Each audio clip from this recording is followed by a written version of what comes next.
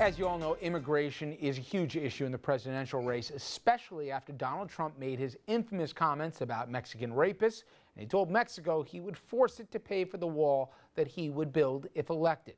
Now, it seems like Trump and the hardline Republicans who want a huge immigration crackdown have forgotten that this country was in fact shaped by immigrants and has always welcomed immigrants, or at least for the most part. A new book called An Unlikely Union, the love-hate story of New York's Irish and Italians. It tells how those groups actually not only came to America, but also fought each other once they got here, but also eventually formed an unlikely union. A short time ago, I spoke with its author, Paul Moses. Let's try and put this in some historical context. It was really around the 1880s, right, where we saw big numbers of Italians coming into New York, and the Irish a little bit more established, and it certainly wasn't love at first sight, was it? No, it certainly wasn't. You're right. The Irish actually elected their first Irish Catholic mayor of New York in 1880, so they were becoming established, but there were still a lot of Irish in, very menial jobs, and Italians were coming in, competing for those same jobs, willing to work for less money. So there was a kind of conflict built in right there. You could see it on a lot of levels. Let's start with the church here, because Italians and Irish, even though both Catholics, they chose to pray differently, more demonstrative some than others, and that in and of itself, where you think there'd be some common ground, you didn't see it right away, did you? They have very different ways of being Catholic, and you would think the church would be a place that would bring them together, and later on it was, but not at first. It was really another battleground between the two, and sometimes, religion feelings are strong. It can, intensify the conflict. In terms of labor, the Irish initially resented the Italians, who they thought would work for less money. Irish, obviously, not that long before, Irish need not apply. Italians certainly weren't welcomed with open arms when they came over. Some even compared even dogs in some of the ugly language. But there was a conflict as well here with the trades, especially as to what these new immigrants were going to do and depress wages. Yeah, the Irish were pretty good at organizing unions, and they really believed in those unions, and Italians were being hired as strikebreakers, so that right away created bad blood. Later on, Italians made their own mark in the labor movement, and there was some tension, but I think eventually the Irish saw it was to their advantage to include the Italians in the unions, but it took a while for that to happen.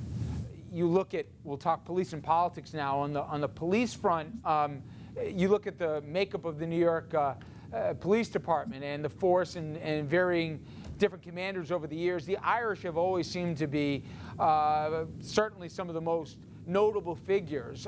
But talk about the dichotomy here, and also how you had the commissioner, McAdoo, at a certain problem dealing with the Black Hand, and you could explain what that was, and then this high-profile Italian detective comes in, and it was kind of a marriage of convenience of sorts. Last Lieutenant Joseph Petrosino, who I think may well be the greatest hero in the NYPD's history, he was the detective who was murdered in Sicily while on an undercover mission in 1909. And yeah, the Black Hand was not like an organized enterprise. It was a lot of freelance extortionists who were sending out these extortion letters with a black hand on them. Very scary. There were lots of bombings. And it fell on Joseph Petrosino to try to deal with this, because the NYPD had very few cops who spoke Italian, so that they really couldn't do much. Italian business leaders especially were calling for the police to step up their policing. So it kind of fell on Joseph Petrosino. He did an incredible job, but he gave his life for it. And I think in the process, maybe raised the status of Italians in New York and in the NYPD. In politics, obviously, Tammany Hall, legendary. In fact, I even remember when our current governor was first sworn in, he used it as a reference point. To that end, talk about how the Tammany Hall and the Jimmy Walkers, and then you transition to the Fiorello LaGuardias. At first, the Italians kind of worked closely with Tammany because the Tammany politicians like Big Tim Sullivan, were out there providing services to immigrants. It could be shoes, it could be low-level jobs, food, trip to the park. But eventually, there were very few Irish left on the Lower East Side, but there were still Irish elected officials, and Italians and Jews also began to ask, well, why are we not getting elected to office?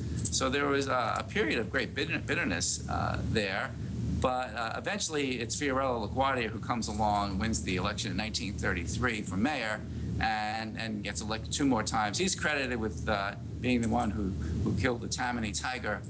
You know, there's certainly the importance when we talk about politics and policy and policing, et cetera, but there's also hearts and minds. And you even write in your book about how from Bing Crosby to Frank Sinatra, there was even the fight here to who was going to be the crooner of the day, et cetera. This played out in the arts and certainly in the entertainment, didn't it? It did, but what was interesting about Crosby and Sinatra, you know, they had this big so-called feud, and it was kind of put up by publicists, really, because it got people very excited.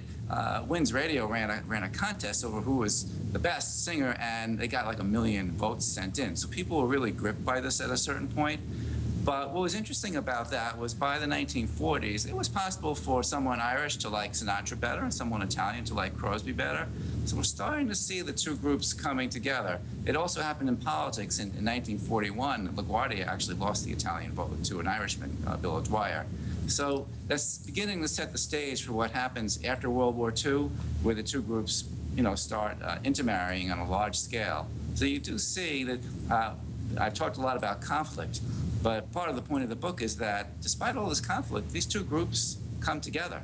Well, it's a fascinating read, and I know a lot of people out there will be able to relate to this, but don't realize maybe the genesis of it and the complicated history, certainly in New York. Again, the book, An Unlikely Union, the urban drama of New York's Irish and Italians. Paul, I really appreciate a few minutes. Thank you so much. Thank you, Richard. Thanks very much. Coming up next, we're going to have Hudson Valley headlines. Please stay with us.